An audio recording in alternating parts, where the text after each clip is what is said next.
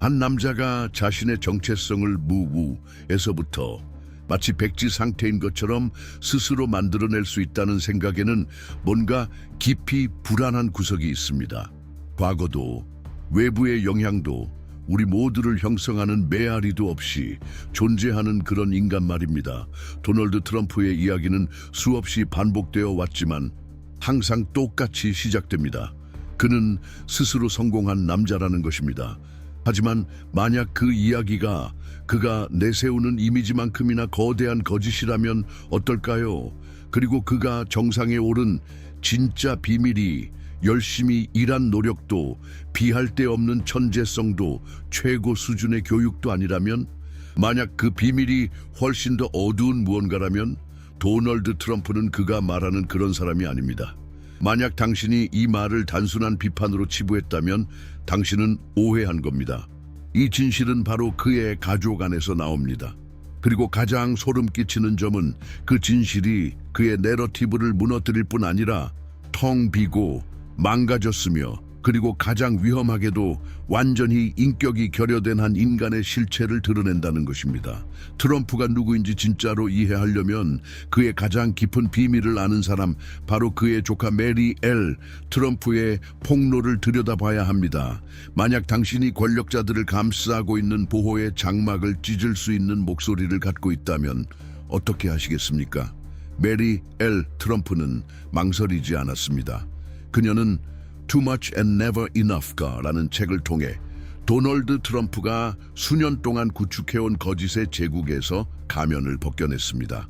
그리고 단순한 말이 아니라 그녀는 문서와 증거, 그리고 부인할 수 없는 진실을 제시했습니다. 도널드 트럼프는 자기 힘으로 만들어진 인물이 아니라 나르시시스트 아버지와 재정적 사기의 그물망 속에서 만들어진 산물이라는 사실을요. 그는 스스로 성공한 남자가 아니라 스스로는 결코 얻을 수 없었던 것들에 의해 인위적으로 만들어진 남자입니다.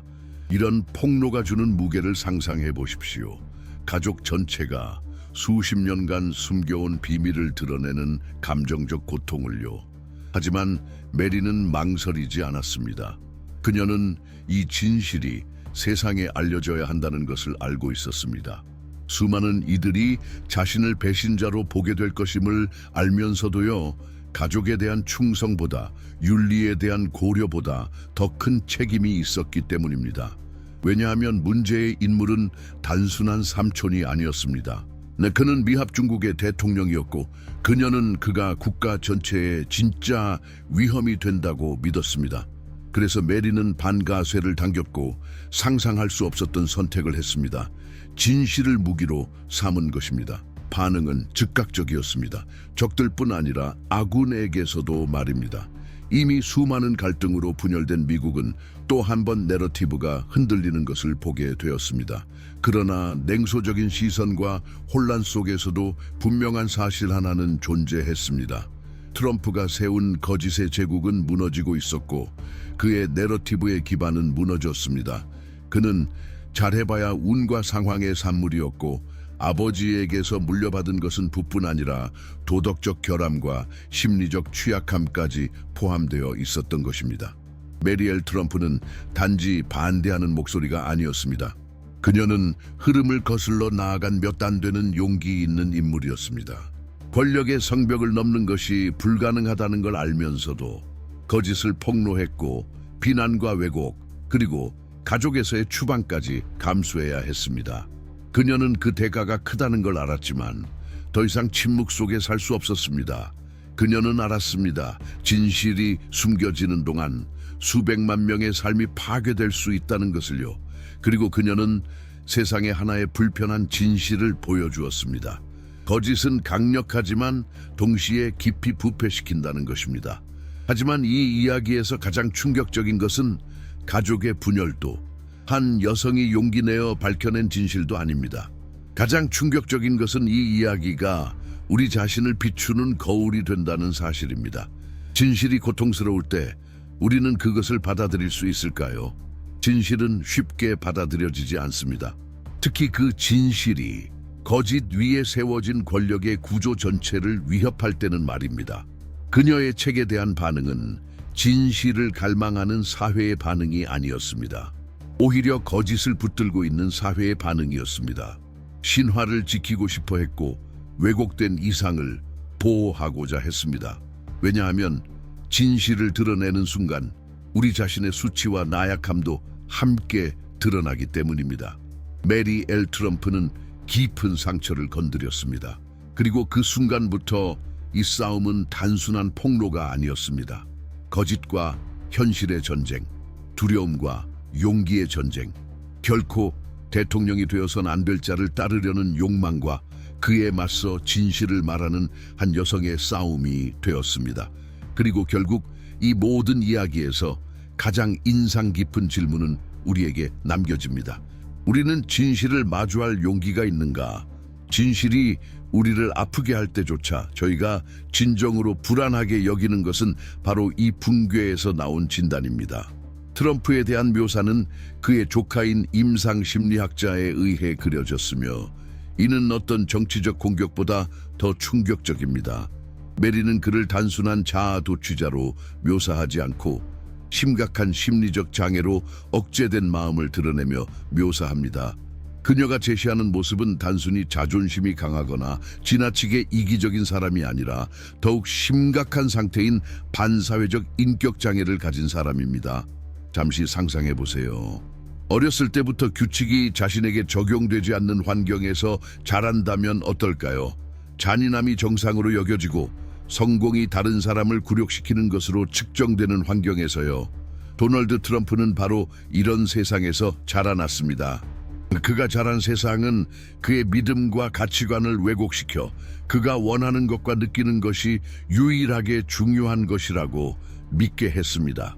그는 공감을 배우지 않았고 타인의 고통을 인식하는 법도 배운 적이 없습니다. 대신 그는 타인의 한계를 무시하고 사람들을 체스판의 기물처럼 다루며 자신을 이롭게 하려고 그들을 던져버리는 방법을 배웠습니다. 이제 30대에서 60대 초반에 이르는 사람들이 일상에서 이 사고방식의 결과를 지켜본다고 상상해 보세요. 20세기에서 21세기로 넘어가는 세대의 고전을 경험한 우리들은 금융 불안정과 전혀 상상할 수 없었던 방식으로 삶을 변화시킨 기술적 혁신을 목격했습니다. 우리는 세상이 얼마나 불확실해질 수 있는지, 한 사람의 결정이 사회에 어떻게 영향을 미칠 수 있는지 잘 알고 있습니다. 특히 우리는 경제적 위기, 상실, 변화의 순간을 거쳤기에 불안정함이 낯선 것이 아닙니다. 정치적, 경제적 불안정은 항상 그림자처럼 우리를 따라다녔습니다. 그러나 이제는 그 과거와 달리 우리가 다루는 것은 단지 이 불안을 증폭시키는 타인의 약점이나 사회적 고통에 무관심한 거대한 자아를 가진 리더십입니다. 21세기 초반의 경제적 위기를 겪었던 사람들, 글로벌화의 효과를 경험한 사람들, 시장의 변동과 전례 없는 속도의 기술 발전을 지켜본 사람들은 거대한 권력을 가진 인물이 내리는 재앙적인 결정을 어떻게 사회적으로 영향을 미칠 수 있는지 잘 이해합니다. 아마도 이 세대가 가장 잘 알고 있을 것입니다. 지도력의 실패가 어떻게 국가를 불안정하게 만들 수 있는지 공감할 줄 모르는 지도자가 사회를 지탱하는 가치관을 어떻게 약화시킬 수 있는지 말입니다. 도널드 트럼프가 내세운 잔혹하고 이기적인 정책들을 보고 있는 사람들은 어떤 종류의 체념을 느낄 수밖에 없습니다. 그들이 살아온 전투들, 개인적인 시련들에도 불구하고 적어도 권력을 가진 사람들이 공동의 선을 위해 싸워줄 것이라고 기대했던 희망을 품고 있었기 때문입니다. 트럼프의 무관심과 이기심은 단지 한 사람의 특성이 아니라 그가 권력을 쥘 수 있게 만든 더 큰 시스템의 증상입니다.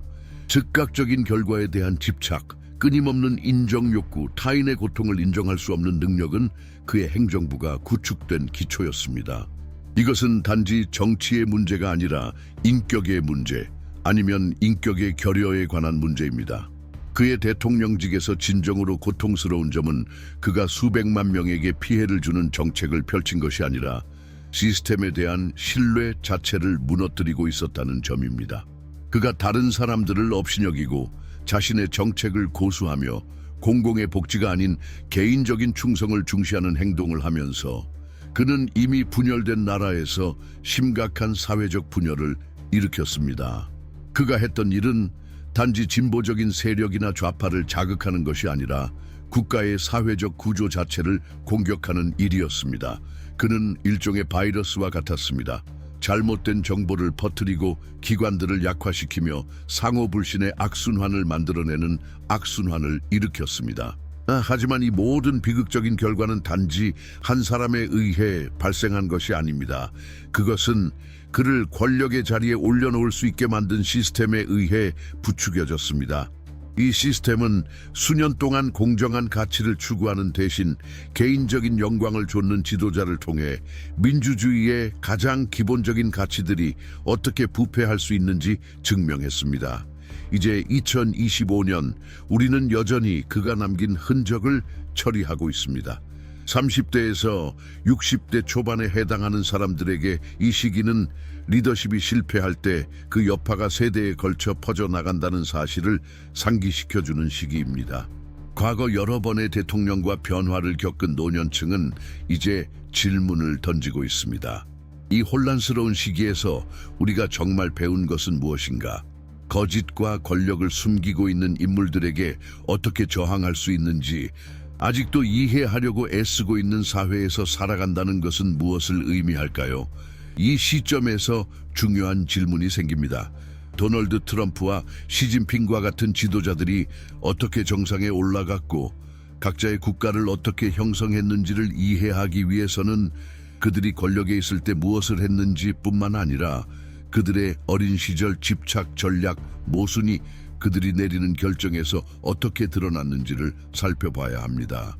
이들의 경로를 살펴보면 현재의 정치적 행동이 어떻게 형성되었는지 이해할 수 있습니다. 그리고 우리는 종종 눈앞에 있지만 무시하는 패턴을 인식할 수 있습니다. 현재와 미래를 이해하기 위해서는 이러한 지도자들의 과거, 그들의 삶의 경험, 트라우마, 세상을 보는 시각이 어떻게 그들의 선택에 영향을 미쳤는지를 이해하는 것이 중요합니다. 그래서 우리는 도널드 트럼프와 시진핑과 같은 글로벌 스케일에서 나라를 이끈 지도자들의 전기를 다룬 특별 이북을 만들었습니다. 이 책에는 그들의 어린 시절 경험, 심리적 도전, 집착들이 어떻게 그들의 결정에 반영되었는지를 심도 깊게 분석한 내용이 담겨 있습니다. 이 이북은 현재를 이해하고 미래의 도전을 예측하는 데 꼭 필요한 읽을거리입니다. 이북은 고정 댓글에서 확인하실 수 있습니다. 트럼프의 세계를 들여다보면 그것은 끊임없이 자신을 주장하는 제국을 구축한 모습을 볼 수 있습니다. 젊은 시절부터 트럼프는 세상이 눈에 보이는 권력 앞에서 굴복한다고 배웠습니다. 그가 몰랐던 것은 진정한 권력은 다른 사람들과 연결될 수 있는 능력에서 나온다는 점, 인간과 사회의 복잡성을 이해하는 데서 나온다는 점입니다. 가장 강하거나 가장 시끄러운 사람이 되는 것이 아니라 사람들의 요구를 이해하고 빈약한 약속이 아닌 무엇인가를 제공할 수 있는 능력이 진정한 리더십을 만들어낸다는 것입니다.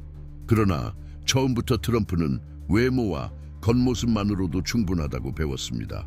그래서 그가 세상에 선보인 것은 바로 거칠애였고 거대한 거짓말이었으며 막대한 자아와 왜곡된 리더십에 대한 비전으로 채워졌습니다. 그렇다면 어떻게 우리는 여기까지 왔을까요? 그렇게 가치와 원칙이 풍부했던 국가가 어떻게 속임수와 조작을 기반으로 한 연설과 행동을 하는 지도자에게 끌려갔을까요? 이 서사는 원초적인 감정에 호소했기 때문에 효과적이었습니다.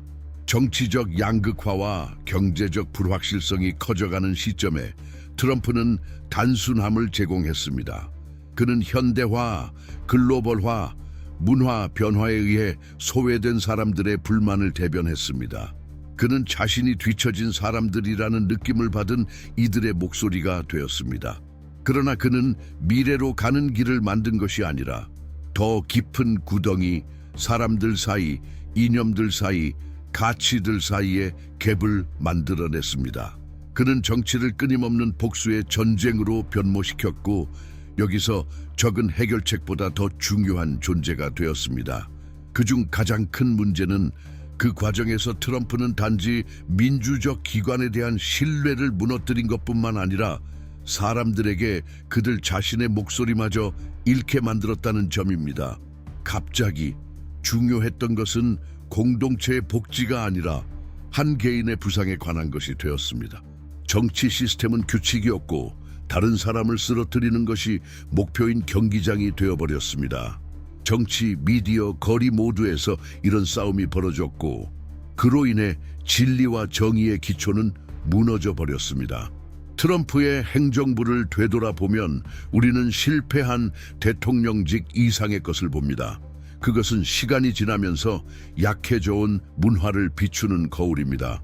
우리는 이제 허위 정보가 진실보다 더 빠르게 퍼지는 시대에 살고 있고 소셜미디어는 전장이 되었으며 뉴스는 더 이상 지식의 출처가 아닌 전쟁의 무기가 되었습니다. 트럼프는 이 모든 것의 유일한 책임자는 아니지만 그는 분명히 그 주요 촉매제 중 하나였습니다. 그는 두려움, 분노, 불신을 불러일으키며 거짓말이 퍼지도록 허락했고 그것들을 단순하고 부정할 수 없는 사실보다 더 매력적으로 만들었습니다. 이것이 30대에서 60대 초반에 이르는 수백만 명의 사람들의 일상에 어떻게 영향을 미쳤을까요? 이 사람들은 지난 수십 년 동안 기술적 변화, 금융위기, 사회적 불안정의 도전들을 경험하며 왜곡된 진리가 살아가는 시스템을 목격해왔습니다. 그들은 커리어를 쌓고 가족을 만들고 주변 세계를 이해하려 애쓰며 살아왔습니다. 그들에게 트럼프는 단지 실패한 지도자가 아니라 권력과 목소리를 가진 사람들이 진리를 왜곡할 수 있다는 사실을 상징하는 존재입니다. 그들은 개인적으로 소외된 경험을 통해 트럼프가 주장하는 영광스러운 과거로의 회귀라는 약속의 강력한 매력을 이해할 수 있습니다. 하지만 그들 또한 허무한 약속을 믿었을 때의 대가를 잘 알고 있습니다. 도널드 트럼프가 대통령직에 오른 것은 단지 정치적 사건이 아니라 가치의 변화를 의미하는 이정표였습니다. 그의 행정부가 진행되면서 이 변화의 대가는 특히 존엄과 정의로 정부의 대표성을 기대했던 사람들에게 더욱 분명히 드러났습니다.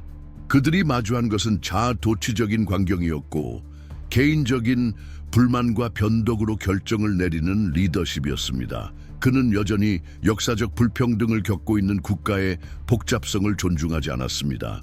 이제 채널에 구독하지 않으셨다면 구독 버튼을 눌러주시고 이 영상을 보고 느낀 점을 댓글로 공유해 주세요. 우리의 역사와 미래에 대한 여러분의 시각은 이러한 인물들이 우리 현실에 미친 영향을 이해하는 데 중요한 역할을 합니다. 여러분의 의견을 댓글로 남겨주시고 우리와 함께 그 여정을 계속해 나가시기 바랍니다. 트럼프가 깨닫지 못한 것은 대중의 인식을 조작하는 능력, 즉 쇼를 만드는 능력이 리더십의 능력이 아니라는 점입니다. 그것은 연기의 능력이었습니다. 그리고 모든 영인은 대가를 요구합니다. 자신이 만든 이미지를 유지하려면 트럼프는 다른 사람들을 속여야만 했을 뿐만 아니라 자신을 속여야 했습니다. 각 트윗, 각 격렬한 연설, 각 정치적 행동은 모두 그가 주인공뿐만 아니라 감독이자 관객이기도 한 거대한 무대의 일부였습니다. 그러나 가장 아이러니한 점은 자신만의 창작물의 중심이 되면서 트럼프는 제국을 구축하고 있는 것이 아니라 카드로 만든 성을 쌓고 있다는 사실입니다. 그렇다면 왜 이것을 객관적으로 보기 어려울까요? 왜 매일처럼 더 많은 사람들이 트럼프가 약속한 구세주라고 믿고 그 아이디어에 매달리는 것일까요? 이를 반성하면서 그 답은 간단합니다. 대의 명분을 내세운 지도자들의 익숙한 국가에서는 이데올로기를 보편적인 진리로 바꾸려고 하는 지도자들이 많기 때문에 종종 마법의 해결책을 약속하는 사람에게 유혹을 당하게 됩니다. 많은 사람들에게 트럼프는 바로 그 약속이었습니다. 그는 단순한 정치인이 아니었습니다. 그는 수년간 조용히 쌓여온 두려움과 좌절에 대한 답이었습니다. 그는 전통적인 정치가 그들을 실패하게 했다고 느낀 사람들의 반영이 되었습니다. 하지만 이를 바라보면 우리는 질문을 던지지 않을 수 없습니다. 국가가 자신이 만들어낸 거짓에 얼마나 깊이 빠질 수 있을까요? 환상이 진실보다 더 편할 때 진실은 필연적으로 아무도 감당하려 하지 않는 위험이 됩니다. 이미지가 무너지기 시작할 때 그것은 가장 중요한 순간입니다. 사기가 드러날 때 그것을 믿어야 한다는 필요성이 이성보다 강할 때 어떻게 될까요? 그 답은 트럼프가 손대었던 사회의 모든 구석에 있습니다. 증거를 무시하고 그가 대표하는 것이 바로 원초적인 용기이자 논리에는 굴복하지 않지만 힘으로 자신을 주장하는 것이라고 믿고 싶은 사람들. 이미 불안정한 상태에서 살아가고 있는 사람들에게 자신들의 좌절이 반영된 지도자를 보는 것은 무엇을 의미할까요? 그리고 이 좌절이 바이러스처럼 퍼져나가며 복수와 분노, 모든 규범을 해체하는 세대를 만들어내는 것은 무엇을 의미할까요? 트럼프가 대통령이 될 수 있었던 이유는 그가 뜨거운 지지 기반을 가졌기 때문만이 아니라 그 기반이 자신들이 표현하지 못한 목소리를 대변해줄 리더를 갈망했기 때문입니다. 그리고 30대에서 60대 초반에 이르는 사람들, 세계와 정치에서의 변화를 이해하려고 수십 년을 살아온 사람들에게 트럼프가 한 일은 단순했지만 믿을 수 없을 정도로 효과적이었습니다. 그는 그림자를 빛으로 끌어내고 분노에 힘을 실어주며 거짓된 약속을 중심으로 제국을 만들었습니다. 그가 결코 설명하지 않았거나 어쩌면 자신도 몰랐던 것은 거짓으로 세운 나라는 결국 대가를 치르게 된다는 점입니다. 그래서 문제는 이제 더 이상 트럼프에 관한 것이 아니라 그 건설에 휘말린 모든 사람들에 관한 것입니다. 이것은 사회의 도덕적 기초에 대해 무엇을 드러낼까요? 트럼프의 실수를 지적하는 것은 쉽습니다. 이민자에 대한 공격, 파괴적인 건강 정책, 행동의 공감 부족 등. 그러나 그의 대통령직에 떠도는 더 불안한 점이 있습니다. 그가 국가에서 무엇을 대표했는지, 그가 자극한 것들은 단순히 정치적 비판으로 해결되지 않습니다. 그가 전달한 메시지는 그의 실수들을 넘어서 있습니다. 그는 다른 사람에 대한 두려움, 차이에 대한 증오, 공감을 거부하는 사고방식의 반영이었습니다. 그러나 진짜 질문은 이렇습니다. 어떻게 25세기에도 국가가 그렇게 최근에 과거의 그림자에 빠질 수 있을까요? 그리고 속지 않으려는 사람들은 진실을 인정받기 위해 계속 싸우는 이유는 무엇일까요? 하지만 아마도 가장 큰 아이러니나 비극은 트럼프가 그 모든 결점과 모순에도 불구하고 예외가 아니라는 점입니다. 그는 사실 더 큰 실패의 결과입니다. 트럼프가 대표한 것은 그가 거기에 도달할 수 있도록 허용된 시스템의 절정이었습니다. 그리고 이 실패, 진실과 편리함 사이의 단절은 쇼의 정치에서 그 근본을 차지합니다. 진실은 이제 2등급 상품이 되었고 중요한 것은 더 이상 현실이 아니라 인식을 조작하는 능력입니다. 권력에는 대가가 따릅니다. 모두가 그것을 알고 있지만 그 대가가 실제로 무엇을 요구하는지 깊이 생각하는 사람은 적습니다. 도널드 트럼프가 대통령직에 올랐을 때 그는 미국을 재건하겠다고 약속했습니다. 그 약속은 분명했습니다. 나라가 망가졌고 강력한 손길이 필요했으며 정치인이 아닌 직설적인 사람이 필요하다고 말했습니다. 하지만 그가 가져온 것은 무능함, 자아도취, 그리고 무엇보다 이기주의의 쇼였습니다. 그의 모든 행동, 말 한마디 한마디는 자기 이미지에서 자신을 먹고 살았을 뿐입니다. 문제는 그가 카메라와 연막 속에서 자신을 즐기고 있을 때 수백만 명의 사람들이 대가를 치르고 있다는 것입니다. 잠시 상상해 보세요. 실패한 것만이 아니라 적극적으로 피해를 주는 정책들의 일상적인 영향을 말입니다. 우리는 한 세대가 위대함이라는 아이디어를 위해 뒤처져 가고 있다는 사실을 마주하고 있습니다. 그 위대함은 사실 모든 사람에게 이익을 주기 위해 생각된 것이 아니었습니다. 숫자는 거짓말을 하지 않으며 트럼프의 정책으로 인해 실제로 악화된 삶을 살았던 사람들의 이야기는 트럼프가 백악관에서 내린 결정들이 과연 옳았는지 의문을 품게 만들기 충분합니다. 하지만 어쩌면 더 불안한 것은 트럼프의 정책으로 고통받은 사람들 중 많은 사람들이 바로 그가 가장 지지한 사람들이었다는 사실입니다.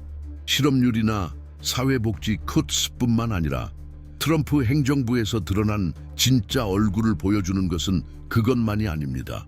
뉴스에 보도되지 않은 이야기들, 고통을 세상에 드러내지 못한 사람들입니다. 수년간 열심히 일한 끝에 건강보험을 잃은 사람들, 자녀들이 제대로 된 교육을 받는 대신에 지원 프로그램이 파괴된 것을 목격한 사람들, 공감 없는 공공정책 속에서 집값이 떨어지고 사회적 안전망이 붕괴되며 꿈이 모래성처럼 무너진 사람들입니다. 버지니아주의 한 여성이 트럼프가 Affordable Care Act 건강보험 개혁법에 대한 예산 삭감으로 건강보험 혜택을 잃었습니다.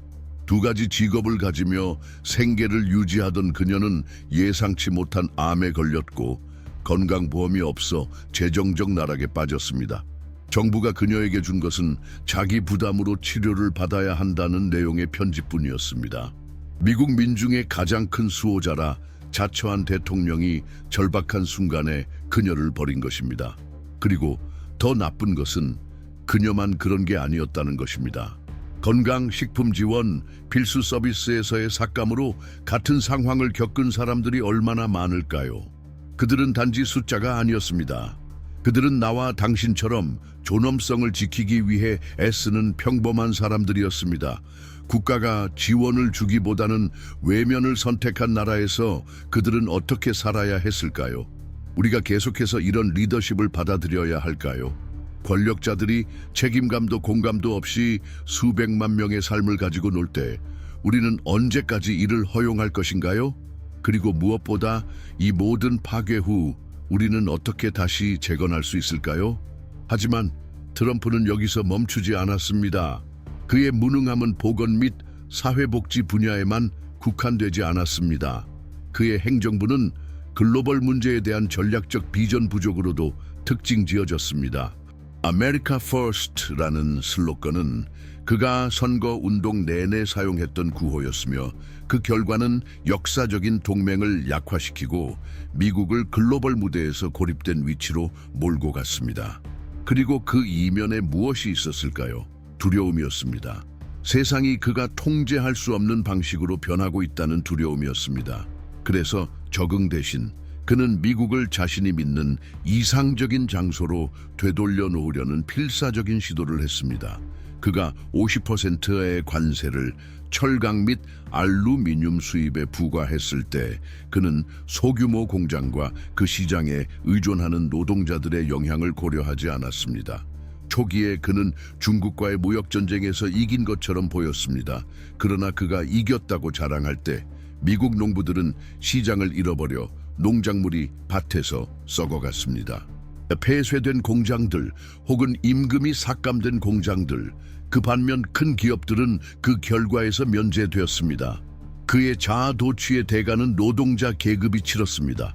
그리고 항상 그렇듯 트럼프는 어떤 책임을 지려 하지 않았습니다. 그는 단지 미디어와 그의 지지층으로부터 얻을 수 있는 즉각적인 혜택에만 집중했습니다.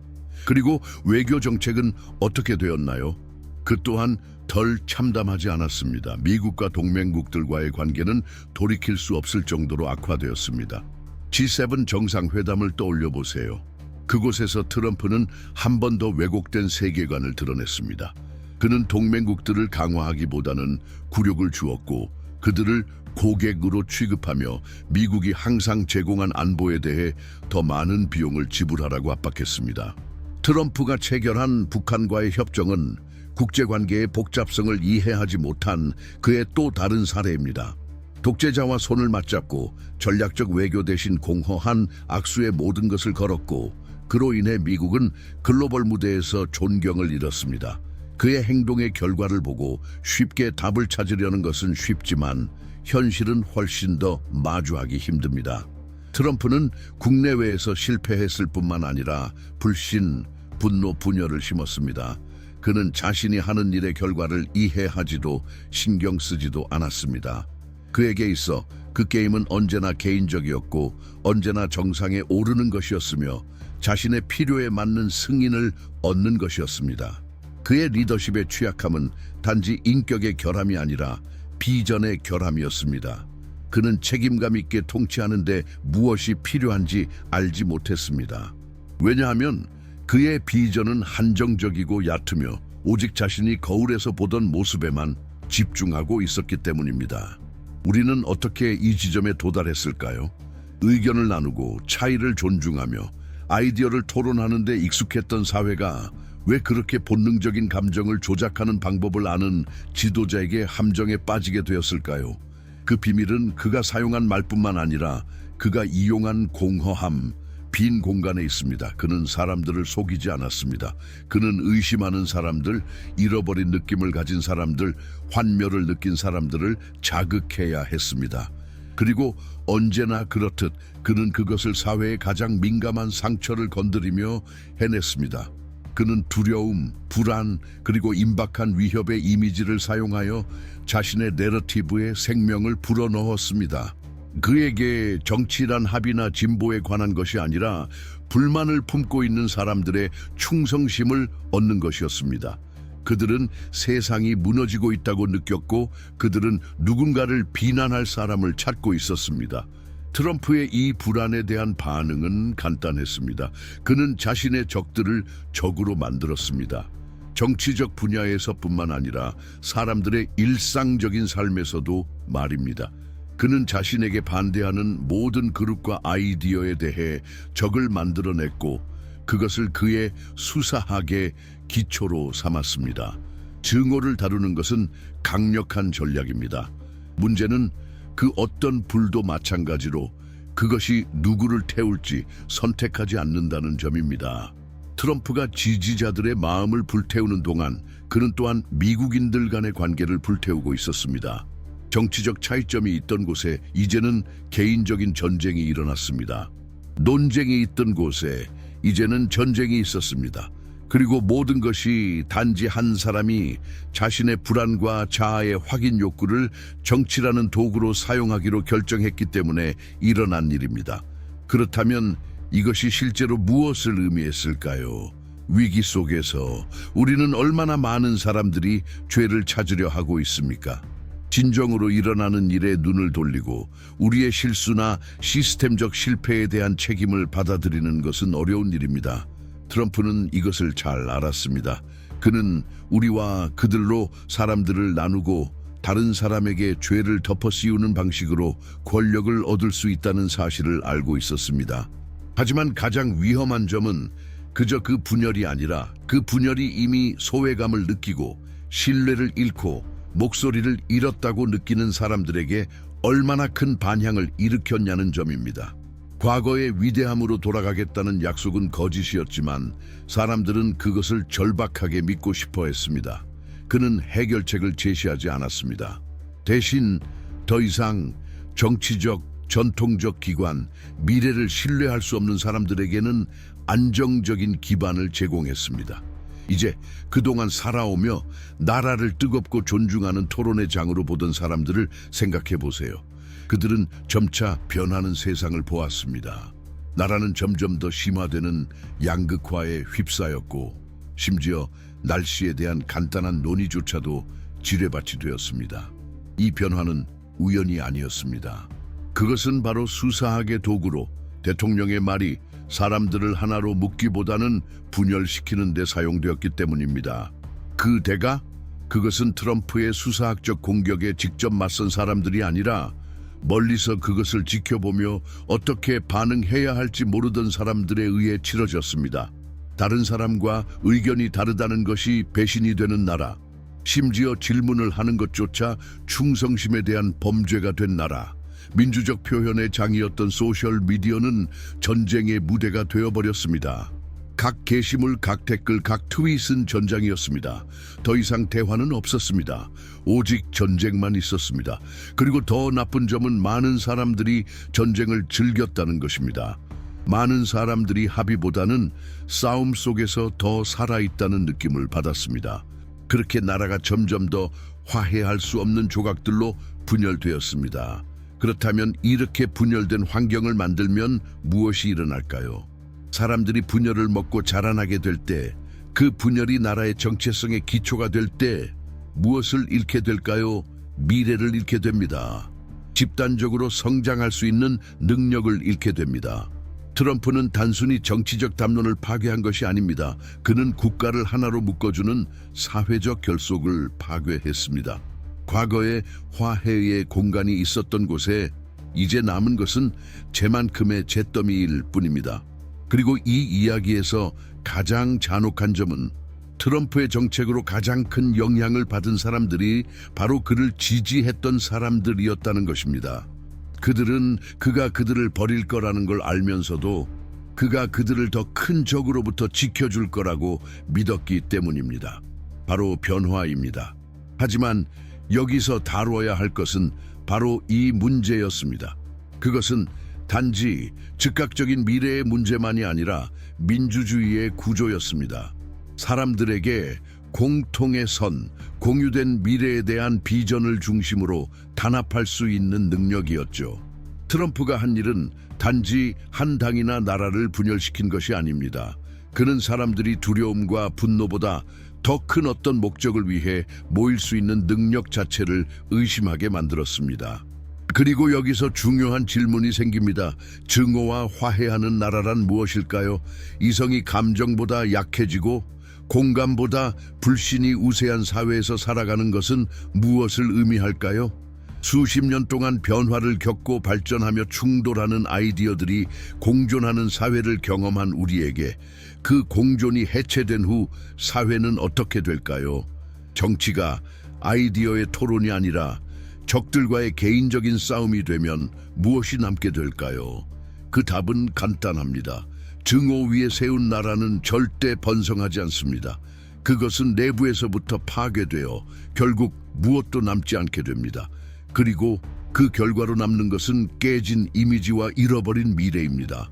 이제 우리가 직면한 도전 앞에서 우리는 단지 훼손된 기관들을 복원하는 것뿐만 아니라 사회로서 우리를 연결하는 유대를 재건하는 방법에 대해 깊이 반성할 시간입니다. 미래는 한 사람의 리더십에 의존하지 않습니다.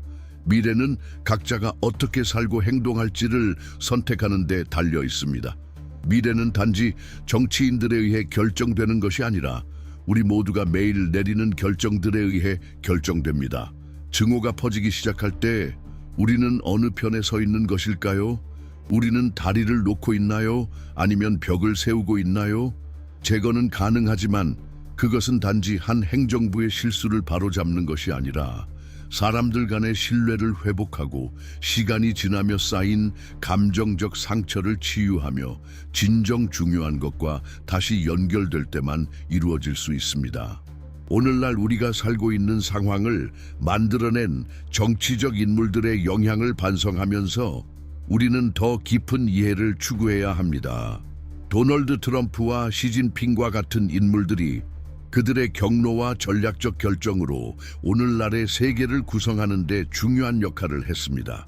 그들의 집착, 실수, 승리, 모든 것이 글로벌 지정학적 역학에 직접적인 영향을 미칩니다. 현재를 이해하고 우리가 어떻게 여기에 이르게 되었는지 알기 위해서는 이 남자들의 과거를 살펴보는 것이 중요합니다.